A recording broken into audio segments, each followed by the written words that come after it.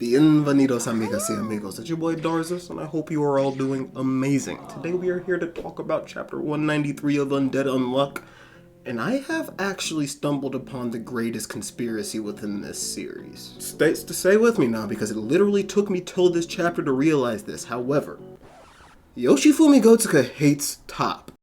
What? And I'm not lying. Guys, look at the evidence. He just got his ass whooped by his own ability in the anime. Okay. During Ragnarok, he gets off-screened. Yeah. And now he finally gets reintroduced. He's a delinquent hoodlum who gets his ass beat by Fuko and then gets his girl's eardrums shattered. I don't know, but that's some JJK Yuji Itadori levels of like F me and everything I'm a part of. He got like 1 W this entire series. He got to kick Creed once. I don't know. Let's talk about this chapter, and hopefully someday in the future we'll be talking about Top in a just, better light. What was that, Yoshifumi? Of course, I'll know. I'll tell him right now. Guys, I got Gotsuka-san on the phone, and he actually just told me to let you know that if you leave a like on this video, comment, and subscribe to Dofi Days, he will make Top Bull Sparks have the brightest future ever and become the strongest negator in the Union. I don't know. In order to properly set the stage for this chapter, let's take a look at the quest that the Union's currently partaking in. The capture of Uma Burn, the capture of Uma Summer, the neutralization of Uma Beast, and the neutralization of language. And with Uma Beast arriving this chapter, I want you to bring your attention to one particular detail: that participant count of 3 on his quest. All of the negators who are down in Brazil right now, other than Fuko, are not Roundtable members. Top is not, Haruka is not, and Julia Justicia is obviously not, because we literally just flew her from London, and she hasn't even manifested her ability in general, so like she literally couldn't be a Roundtable member. Apocalypse, whenever he laid out these quests, never stipulated that anybody could join these quests, so I'm very interested to see if and who actually shows up to fight alongside Fuko, and also if any of these negators start to fight back against Beast, that could presumably be taken as interference.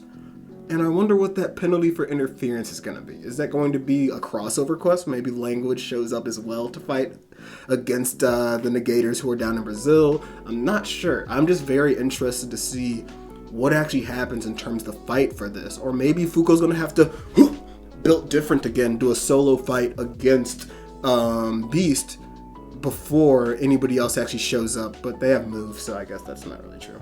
Who knows? I just wanted to bring your attention to that. So as we open up the chapter, we actually get to see how Top's tragedy was averted. Haruka had donned her armor and stopped him in place before he had a chance to wipe out and murder most of the other competitors, which is a very cool thing to see, just because Haruka is such a strong-bodied, strong-willed woman during this loop, and that confidence has not only just, exuded itself in her personality, but it's also affected her ability. As we learned last chapter, I forgot to mention, she's already created unbreakable shoes for Top, which is quite literally more than she could ever do last loop, if I'm remembering correctly. She never was able to create armor for anybody because she was just so unconfident, so shy, so clamored up in there, and it's cool to just see how the personality, becoming better acquainted with yourself and how your own emotions work, can affect your negation abilities. But I also think it's interesting how Yoshifumi juxtaposes this seemingly happy instance, Top getting saved from a tragedy, with the current state of how Top's mentally doing, because it really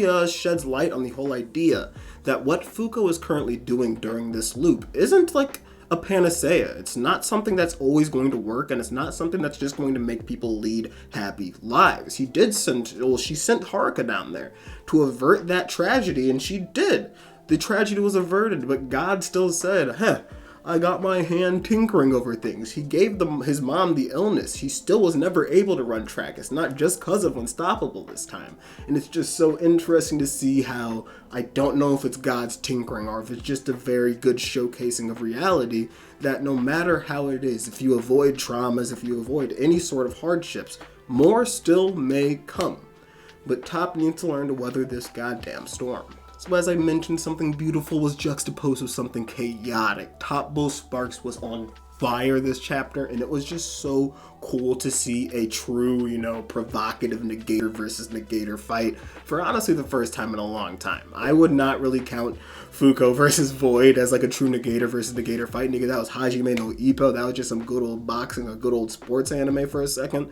However, really honestly, since back during like Ragnarok, just seeing Billy and Ruin and whatnot, like fights like that, it's just truly been a long time since we got negators with a no-hold-barred fight, and I guess one person was completely holding back. But seeing Top just ferociously fighting, and Yoshifumi's art very beautifully depict all of that sort of frenetic energy within Top's ability was really beautiful. The paneling, the art, everything about it, mwah. And Top obviously showcased himself as a pretty unstoppable force during this chapter. However, you're fighting against a woman that the other Master Rule already said was built different. Fuko was able to tank anything and everything during this fight, and it just really showcased how badass of a woman she is. She even took damn near the same kick that snapped Billy's neck like a week ago. Like, I genuinely understand why Top is concerned with all of these ironclad Japanese women.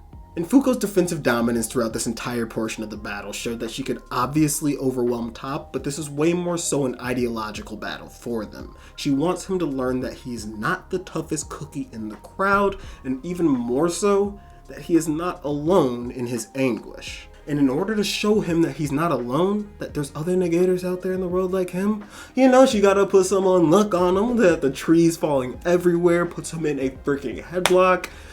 This is a fun fight to read, and I loved it, but I also felt bad for Top. Like, dude, give him a fair fight! But there's no need to meander through all Top's struggles, so let's talk about the climax of this fight, because that was art.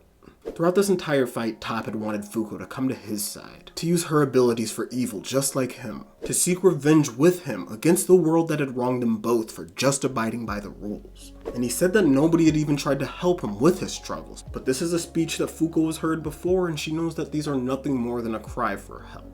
Fuko tells him to look down at his sneakers, because other than his mom, there's obviously one person who's got his best interest in mind. Unbreakable will always be there for Top, just like there's a lot of other people in the world who will always be there for him, Fuko included, if he would just get his mind out of the gutter. But this is when Fuko really drops the mic. The most sly shit she's ever done in Loop 2, sneaking a battle bullet onto Top Bull Sparks. This was unbelievable, and with a little reference to our boy Loop 1 Rip, she gets a little lick of blood and administers the 1 month stored up battle bullet tape. And Yoshi really cooked with this, because if you take a look back whenever Top is struggling to get out of Fuko's headlock, you'll see that she slyly takes off that piece of tape and puts it on Top. And we have seen Fuko use this strategy once before during this loop. During the boxing match with Void, we actually got to see her administer like a 2-week stored up tape. But this instance, Top Bull Sparks, the OG Undead Unluck wearer of the face bandage, if we got to have him keep this bandage on and Fuko take hers off, even though I do know that it's a very versatile weapon to always have that piece of tape storing up unluck for a situation just like this, it would just be kind of badass. Nonetheless, we get an absolutely massive instance of unluck right here. Like, I'm talking about catastrophic levels of danger, because Fuko landslides like half of a mountain. There may be a drastically negative impact on nearby communities, but that's not even what Fuko's allowed to worry about right now. And Top realizes he's absolutely outclassed. The kid just starts running away towards his home, and I want to make a quick reference because this is a very funny, cute callback to last loop, whenever Juice actually had to recruit Top. Whenever this whole realization comes to him that he's outclassed, that he's in a world that's not like his old one, in both instances, kind of for a different reasoning, he just ran away from the boss, like he ran away from Dewey's last loop, just like he runs away from Fuko this loop, and that's just funny. However, Fuko was prepared. Maybe she checked the logs. Obviously, she knew that Top was a runner. Nigga, Yoshifumi really be writing. I didn't even think about that. He'd just be running from everything in life. That's good. But as he's scampering home, he's met with an odd sight. He sees Haruka has surrounded his entire home with plating. And as she hurries Top inside alongside his mom and Julia Justicia, it's just a little too late. The mother freaking beast has arrived and lets off an ear-shattering howl that quite literally shatters some eardrums. Haruka protects our boy's Top's ears because that is the best lady in the world. She loves Top. Top's got to realize that he needs to act better, and if it's not for himself, it's for somebody else. It's his mom, or his girl, or his Fuko, or something. It's to kill God, because god dang it, Haruka just sacrificed herself, and I need to ask y'all, do you believe that Haruka has any chance of getting her hearing back? My thought is always, in any instance of Undead Unluck, yeah, dude, Nico's gonna freaking save them. Ichigo and Nico are the best scientists in the world. They can save anybody from anything. However, a Master Rule doing this much damage to somebody could do irreparable damage. Even my thought, personally, was like, Billy was blind last loop. They didn't fix it. Like, that's my thought. And Billy could have just wanted that as a personal thing. He could have even maybe gotten his stuff fixed. But I have no idea. Maybe, like, with cochlear implants and shit. Like, there's actually different ways to a deafness, but I don't know. I just would be kind of cool to see some irreparable damage done by a Master Rule, because this is a very tense, wild situation that we just stumbled into. And one more thought about this entire situation, because Julia Eusticia, as I mentioned earlier, is not a member of the Union. However, Injustice just may be needed right now. If there's not anybody else in close vicinity to the Fuko and them, even with the people who could be in close vicinity, I just think that Injustice is probably realistically the best ability to fight off against a very strong Master Rule right now. I think she'll have to manifest her ability to help Fuko fight, but if she fights, is that interference? And then do we get double, triple, quadruple effed on this quest? Like, maybe Summer shows up too, or maybe Language shows up as well. I have no idea, but all I know is that my boy Beast might be the most badass Uma I've seen in a long time. I love my boy Sick, but Beast showed up and I agreed with him. I never agreed with Sick. Sick was like, doesn't the sound of these people sound sick? No, but I agree that Fuko should not have just landslided an entire mountain. Like, that made no sense. We're talking about, oh, let's save Top's mom. You might have just killed her and her entire fucking family. The whole village, everybody might be dead because you just landslided everything. Beast says, wow, I pulled up and y'all are already destroying nature. Talk to him, dog. Destroying the homes of animals, destroying the homes of humans even, maybe. You hate to see it, but he also shatters Haruka's eardrums. He's ready to get payback for Andy as well. Like, this nigga came in on sight. Let's go. We're hunting. We're fighting. And I would try to, like, theorize on Beast abilities, but, like, they're pretty evident. It's gonna be some lycanthropic fucking fighting werewolf dude. I love it though. Phase 2 as well. Phase 2 already. Maybe, dude, I don't know. I just have nothing to speak on with it. Are we gonna get another Phase 3? Haven't seen that since Phase Spring. Come on. Come on. I love Undead Unluck. This is one of the best chapters we've had in a long time. Very tense.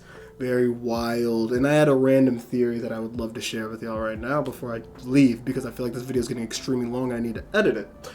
So, I've been theorizing on how Language will make her introduction and how she's even going to fight in the first place, because we all know that she got soloed by Nico last loop, and that seems a little bit on the weaker side for a Master Rule. Nonetheless, what if she's already been in fighting?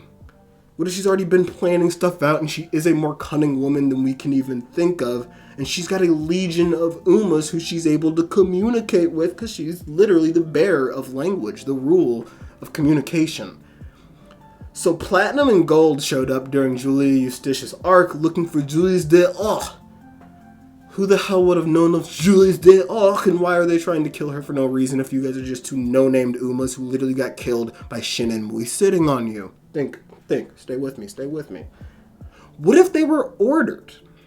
What if they were ordered by our girl Language? Maybe go pick up some information, see if they can defeat Julia Eusticia or Julius de Arc before Language even touches down on the earth? Because, hey, if we can get Julius de Arc out of the way, she already knows that Unforgettable's not here as well. Like, she's just like, hey, this is my world for the taking.